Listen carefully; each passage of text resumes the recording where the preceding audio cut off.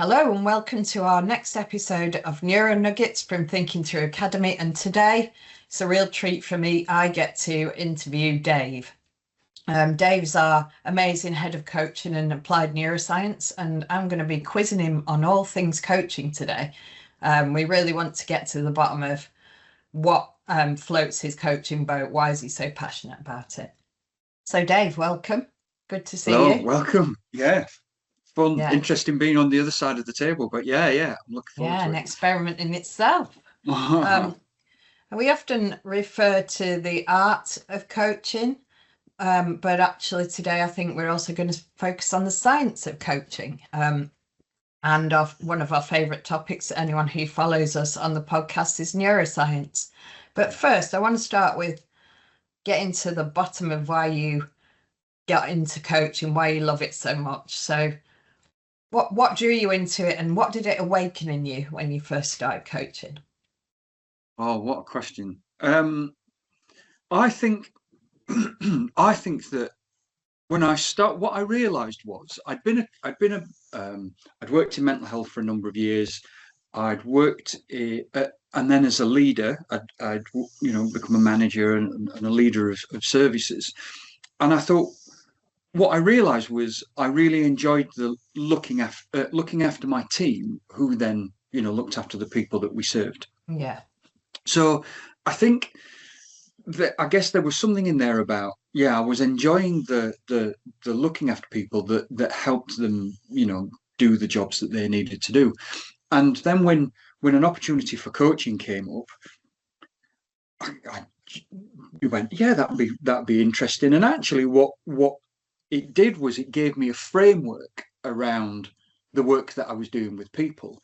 And what I then discovered was, there's, as you potentially go down the coaching rabbit hole, it just becomes, you can ask questions in a way that just elicit those light bulb moments. And for me, I just found those really empowering. So not only does this person find a way to move from stuck to movement, they have those light bulb moments, and you can see the energy coming off people when they do that.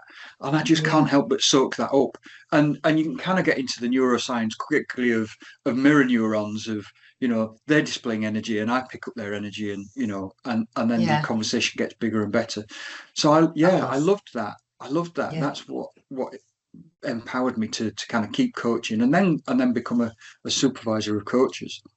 You've been coaching for quite a long time now. We're not going to get people to work out how old you are, but before I was grey. Yeah, I think it still feels relatively new to a lot of people out there. I mean, if you're coaches like us, we've been coaching, I don't know, 15 years, something like that. Yeah. And it was a surprise to me when I first started coaching because I'd worked clinically with people. So it's like, how does coaching and therapy balance up? And I know you've done another podcast on that if people are interested in that. But working with humans, why is coaching really different to anything else? Why is it different to, I don't know, say going on a training course or whatever? So I think there's a fundamental change in what happens there. So when we go on a training course, there's somebody stood at the front and then telling you what's going on. And you accept it or you don't. And if you don't accept it, if you don't agree with the person that's telling you what they're talking about, or if you're disinterested, you don't see the relevance of it, then learning doesn't really take place. But I think what coaching does is, well, we're not telling you what to do in the first instance. What we're doing is we're having a conversation in which learning will take place from your own point of view. So for me, if I'm a coachee, when I'm working with my supervisor and I'm learning something, what I'm doing is I'm coming up with the answer myself. And we know this, don't we? We love the idea. We always love our own ideas more than we love somebody else's ideas. So when I've kind of made that plan of how I'm going to move forward, or moving from stuck to or unstuck, stuck to unstuck, or if I'm suddenly gleaned a way to solve a problem, then I have much more motivation to then go ahead and do that. So I think that's what coaching does, is it gives us that interest from within to fix the problem ourselves. It feels almost like empowerment for the coachee. Yeah, So you've kind of got your own empowerment authority over where you want to go with this. And the yeah, coach is merely that.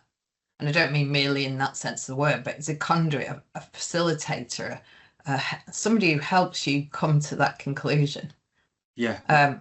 That's a really interesting dynamic, isn't it? It What have is, you isn't seen it? that do with for people when they suddenly realise, actually, this is me, I'm doing this? Do you know, I, well, again, I've talked about the light bulb moment. I think they're those, whether I mean, I call them a light bulb moment, but that aha moment, the eureka moment, Yeah, whatever that, is for that person, that just says, I see, I see now the way forward. I kind of understand something that I can do.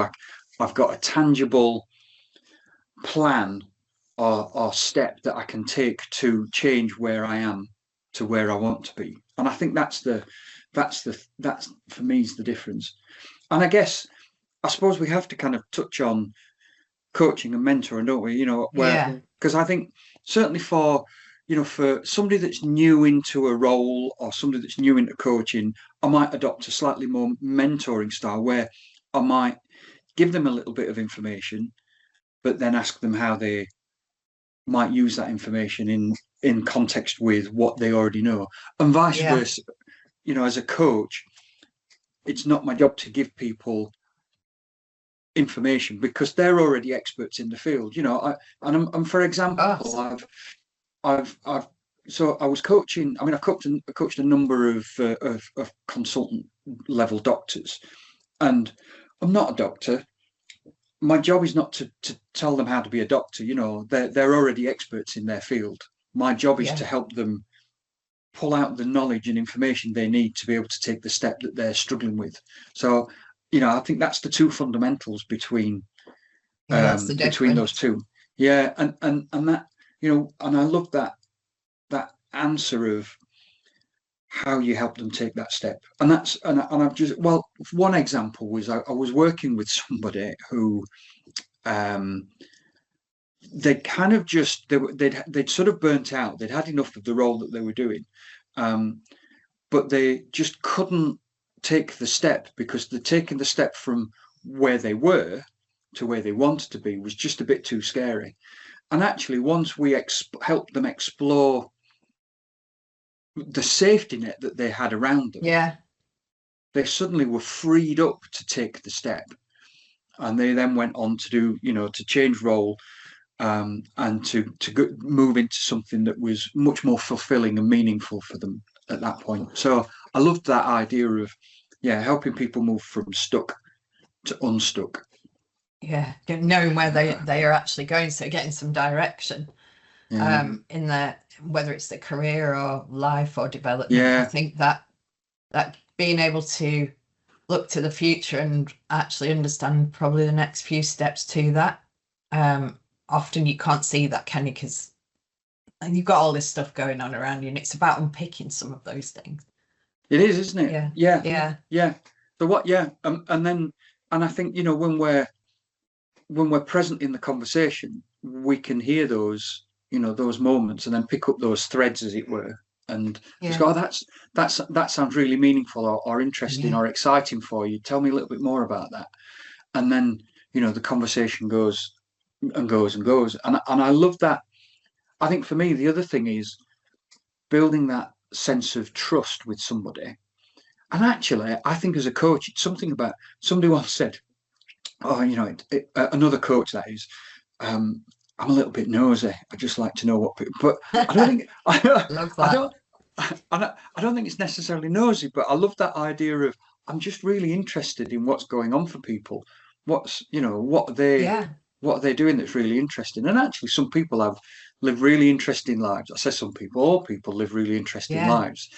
We just don't see what's interesting because we're in it, don't we?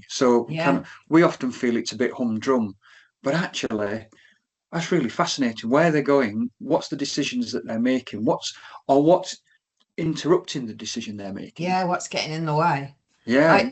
I find it really interesting when you work with someone who's really obviously, good at their job, a high flyer, and they've got all of this self-doubt.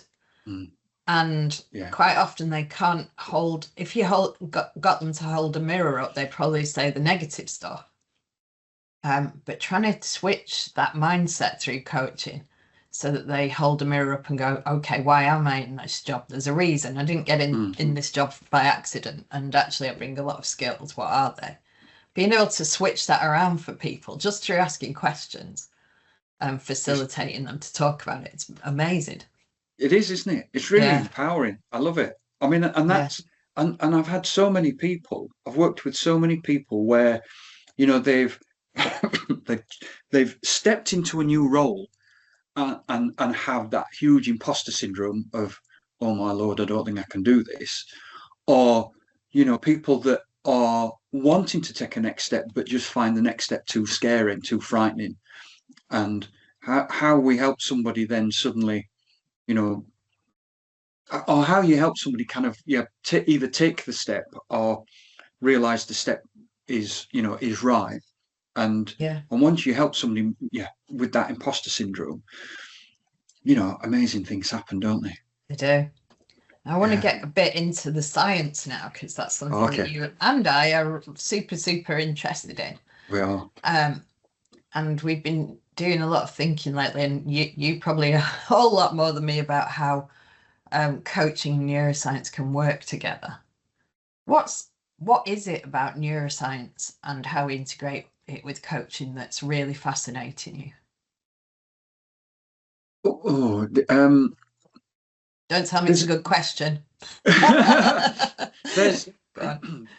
there's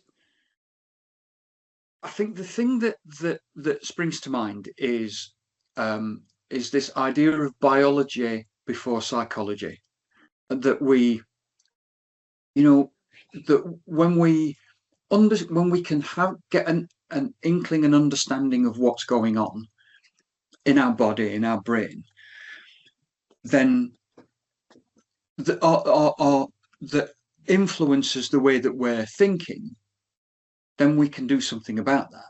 When we become, because our thinking is always automatic, isn't it? I'm not necessarily thinking in detail about the way that I'm having this conversation now with you,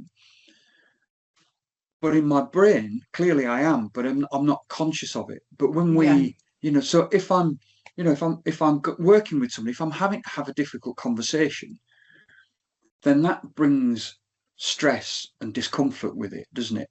And one of the things that we often see with leaders is that, or certainly new leaders, or with possibly a limited amount of experience, is that gets really uncomfortable.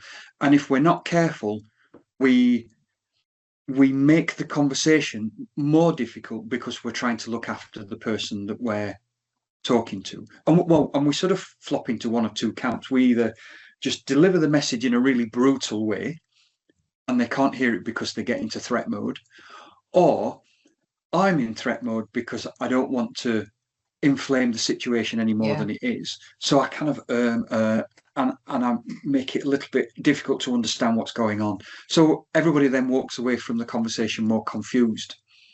And I think so by having a little bit of understanding of the neuroscience of what's going on in our brain and body, that our body's going, there's a problem here, and it's releasing adrenaline, and our brain's then shutting down because of that, and it's defaulting to experiential concepts, those ways that we're normally our automatic thoughts. That's it.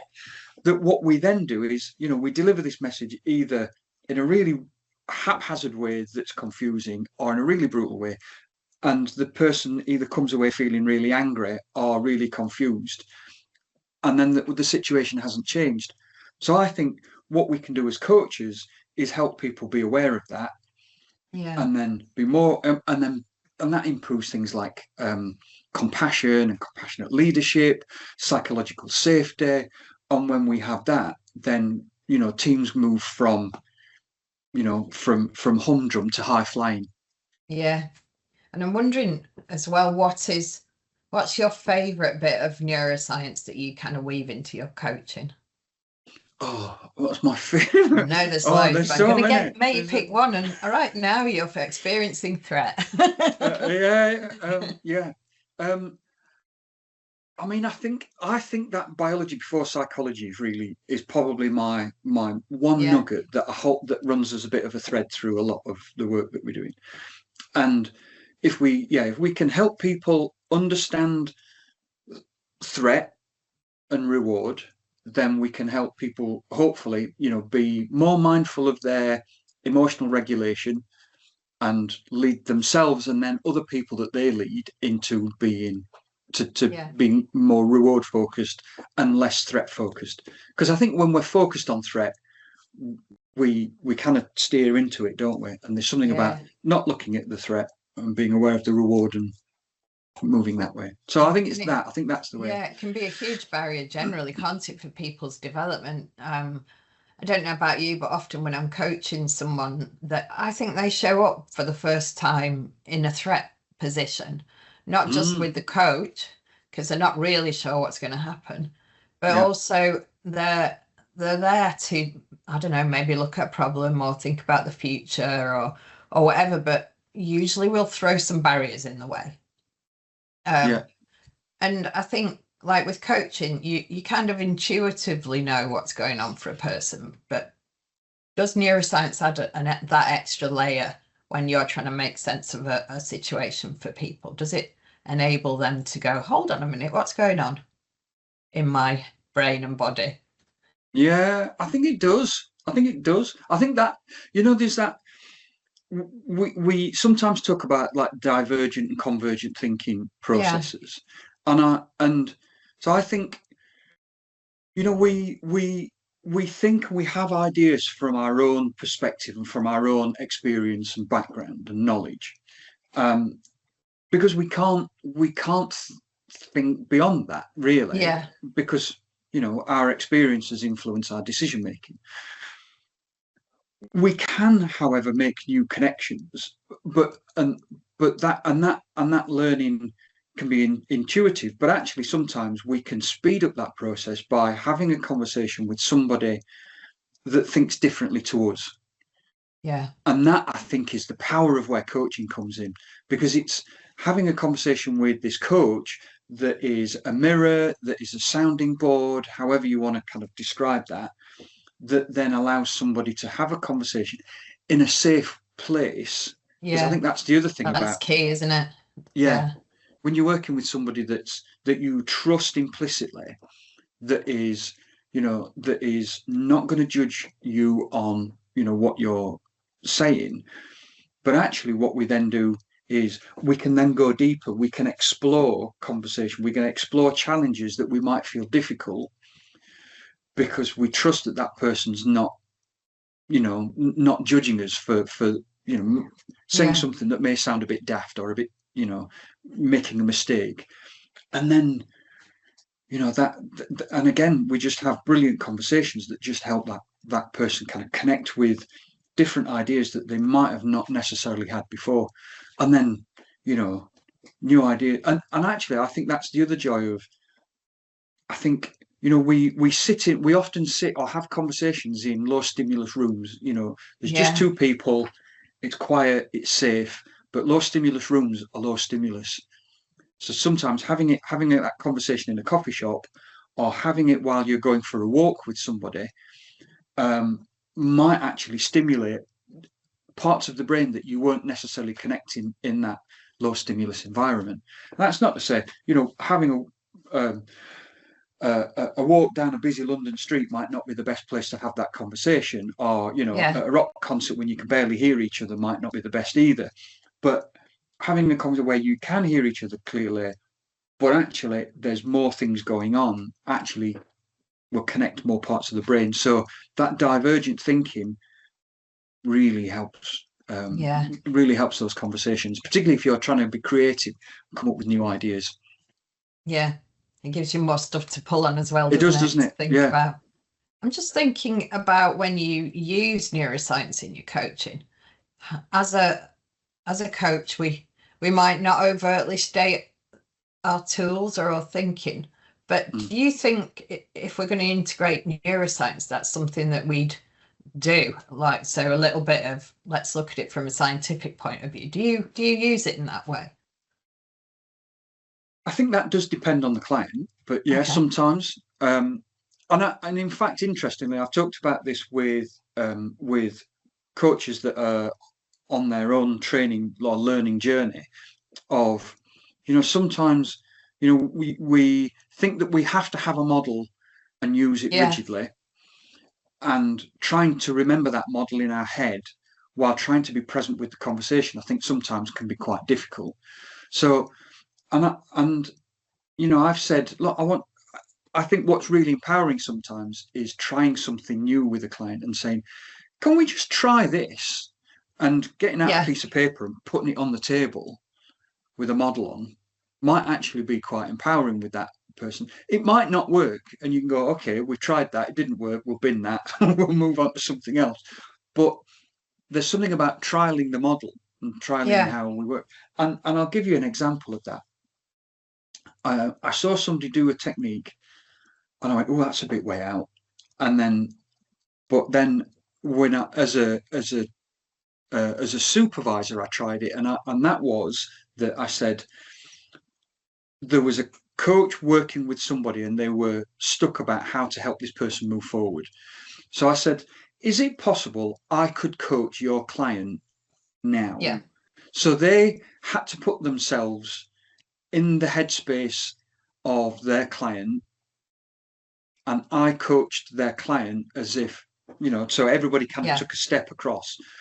And with that one coach, it worked really well. I then tried it with a second coach, and it didn't work at all. So we Oh, kind of binned that and we it's moved just a away. bit It of kind of, exploration. Yeah. yeah, it was a bit too, I think it was a bit too avant-garde for the second coach, but for the first one, it worked brilliantly. Um, but if it's trial and error, isn't it? It's what works for that person, and sometimes there's something about giving it a go. Yeah. And yeah, and again with the neuroscience techniques, I might not necessarily be very overt about how I'm doing it, but sometimes it's useful to, because if they're going, I don't know where we're going with this. I'm trying to think if I've ever had somebody say that, but um, sometimes just saying, well, I'm using this model, Yeah. and we're just, Yeah. let's just see what works. So sometimes people love a model and they can see, and then but some people don't.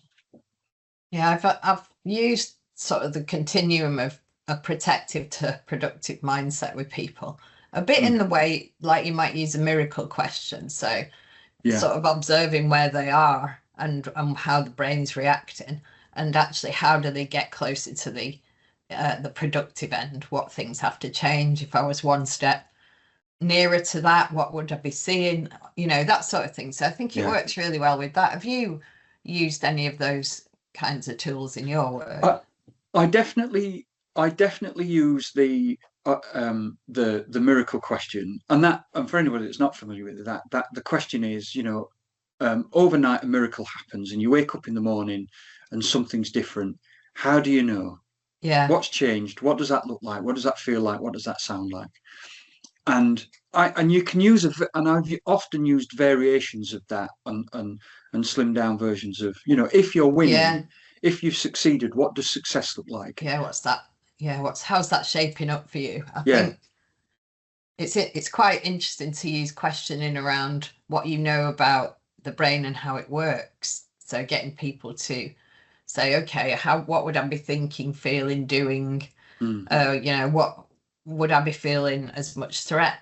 Would I be yeah, managing my emotions? Those sort of things can be really yeah, helpful, can't they? Especially in absolutely. like highly charged situations. I'm thinking quite a lot of people that we work with are either in high stress, high pressure situations at work, and actually the work that you do behind the scenes with those Mm, people so they can walk into those high pressure situations with decisions and thoughts already wired in for that. I think it yeah, helps a lot with that, doesn't it? absolutely. And I think sometimes having that, so if you're working with somebody and they recognize that, that threat state, that emotional dysregulation almost. I think sometimes it's useful to have that conversation, or show them that model that says, well, it sounds to me like there's a bit of focus on hazard, the hazard and the risk, and so maybe there's something about being a bit hyper focused there. So if we're aware of that, what does that tell us in our body? How do you notice that? What does that show up like? Yeah. We're helping people be aware of their emotional regulation or potential dysregulation, and how we can then so when they then start to see, and I can think of working with somebody who as a relatively young person, they were saying in school they were often getting barred for fighting, or not barred, expelled for fighting. Yeah. And that was showing up in their work life of, they recognised that it's not appropriate to punch a colleague for your long-term career prospects. But actually, when we explored that, they went, well, I get a tingling in my hands. When I'm getting stressed, I was getting a tingling in my hands. So they started making fists, and the fists then sort of signalled tension in their arms, and then in their shoulders, and then tensing up. Yeah. And they were finding that they got into that fight mode quite quickly. So actually, once we went, okay, so that sensation, if we can redirect that sensation, what does that, to a marker, a flag? What they then did was, instead of making a fist, they'd rub their hands, and that meant that they weren't clenching the fist. They didn't look defensive. They didn't look threatening. Yeah. And and then the following time that they came back to me, they went, it was like a miracle. Things changed completely, and they had a much better conversation. And, that's great. So it's that self-awareness piece, isn't it? And then actually how we self-regulate. And I don't know about you, but often if I'm talking to leaders and we start to talk about self-regulation, everyone's like, what are you talking about? I don't need that. And then you suddenly realize that you've got a whole heap of habits wired in that actually aren't very helpful. And until you can look at those and sort through them and go, actually, I could switch this completely. I can be having conversations in such a better way, and I can wire into my way of thinking differently about these things, how I can regulate myself and be ready for a conversation. I think that's really key. And what it's making me think about listening to you is actually a coach is a facilitator of neuroplasticity. What a great in people. And I'm like, wow, actually that's quite amazing. We know about neuroplasticity, don't we? That's the brain's ability to adapt and change. And throughout life as well, it's a lifelong learning thing. But how often do we actually think about it in that way, that we can help somebody wire up differently? I don't know about you, but it feels like coaching can help to do that. Absolutely, it can. Absolutely. And I think another word for neuroplasticity is learning, isn't it? Yeah. It's that, we learn new things and that feeds into that whole notion of, a growth mindset of, I don't know this yet. And I love that phrase, that one word, yet, because it's a bit like putting draft on a document, isn't it? It means it's not finished. And I'm going to add to that. Yet means I've not learnt this yet, but give me a bit of time and a bit of practice, I will. And that I think helps people make a fundamental shift from stuck, that I can't do this, to to maybe I can. Once you get to a maybe, then you're opening up the possibilities, and that's just so empowering for them and for me. I think one of the things for me, I'm a great lover of Alice in Wonderland back in the day when as a kid, and Curiouser always sticks in my head. And I think if as coaches we can help people to be more curious about themselves or about what it is they need to do, I think that then opens the world up for them, doesn't it? That's brilliant.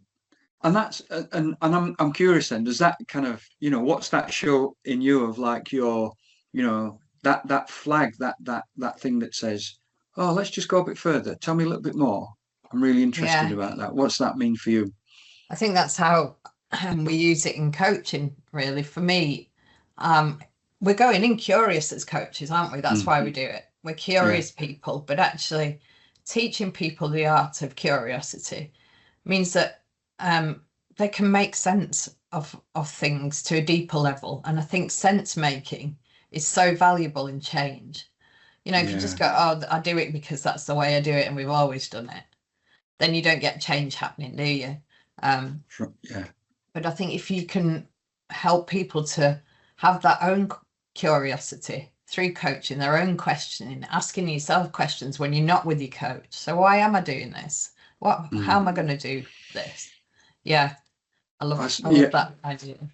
Yeah, definitely. Yeah. I mean, I think that's a really interesting point about how you help somebody move forward, or just explore that, because we often work and do stuff in sort of almost unconsciously, don't we? We respond or react to issues and situations and don't necessarily think too deeply about it, but actually sometimes about when something's happened, taking a moment to go and, like you say, getting curious about, what have I learned here? What's gone on? Why has this come about? Why is this person reacting in this way? Yeah. Then sometimes we can do something different about that. And I think that's really key when we're working with somebody that's having a difficult conversation.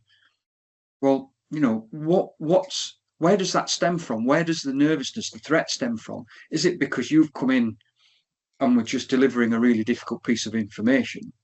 Your company's closing down, the service is changing, the job we're doing is not going to be the same as it was. That's a threat state. And then, is it you're not performing well? Well, sometimes we have to have those difficult conversations that says that we need you to change the way that somebody's performing. But if we do that in a dispassionate way that doesn't help them learn, all they hear is the threat, and then they can't learn. And if they're under threat and they respond aggressively, then, and we respond aggressively back, then you end up, you can't fight fire with fire in that situation. So down regulating, so that we're calmer, hopefully reduces that threat state, and we get better outcomes from those conversations. But also, you're getting me to think about perspective taking. So it's not just about the individual and how they see themselves, but if you can get them to develop that curiosity, that understanding of themselves, and then look at the other people and say, so what is going on for them at the moment? Why might they react in this way? How can I get curious about them? How can I ask questions as well? I think coaches can learn some of the coaching style, can't they? Yeah. I mean, certainly, I love the, towards the end, if I'm working with somebody in a very specific sort of set time frame, at the end and in the last session, I like to often then ask, what does life look like beyond coaching? And, is it possible to self-coach, and kind of, help them create their own reflective practice almost that says, okay, and if sometimes I've heard people go, what would Dave do? Or what would Dave say? And that's, and in fact, I love that little phrase as well. And not necessarily what would Dave say, but what would your role model say, or what would a person that you appreciate their thinking what would be saying to you about this? What would they? And that's another way. It's a bit like that miracle question. It helps people vision what the future might look like, or what might that look like in a different way. And that critical friend, isn't it? Critical in a good way is if you can talk to yourself about the issue from another person's perspective. So that perspective taking. Yeah. Right. And it can be. Sorry. I mean, that can be a quick idea of, you can actually, if you're helping somebody move, it could be a real, curveball person. So what Yeah. would Boo Boo, or what would Yogi Bear, or what would Yoda say in this situation? Yeah. And that, that creating that a little bit of lightheartedness might actually then just give them a different way of, thinking about Looking. something that Yeah. creates, Yeah. yeah. I'm going to ask you one last question. Go on. Because we've picked your brains enough today about neuroscience. So, if you had a message to other coaches out there about neuroscience and how it fits with coaching, what would you be saying to them?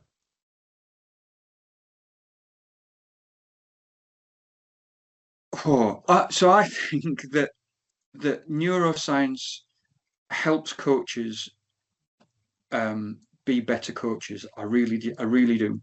I think if you're interested, then there's lots of research out there that you can follow. Obviously, I'd like to say come and follow us. That'd be Yeah. brilliant. There's I think it gives people answers to a lot of questions about what's going on in our brain and in our body that will help us as coaches be better coaches.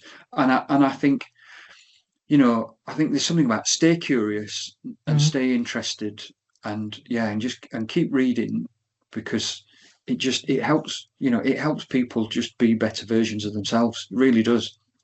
Fantastic. Thank you, Dave. Thanks very much for those insights today. It's been a pleasure talking to you. Oh, thank you. It's always an interest when we get to have some exciting people. So thank you, and I appreciate being on the other side of the table for a change. Yeah, it was fun. I enjoyed asking you lots of hard questions. But yeah. So we will be doing more episodes if you want to keep following us. We talk about all sorts of amazing things and neuroscience. So watch out for the next episode. Awesome. Look forward to it. All right. Take care. Take care.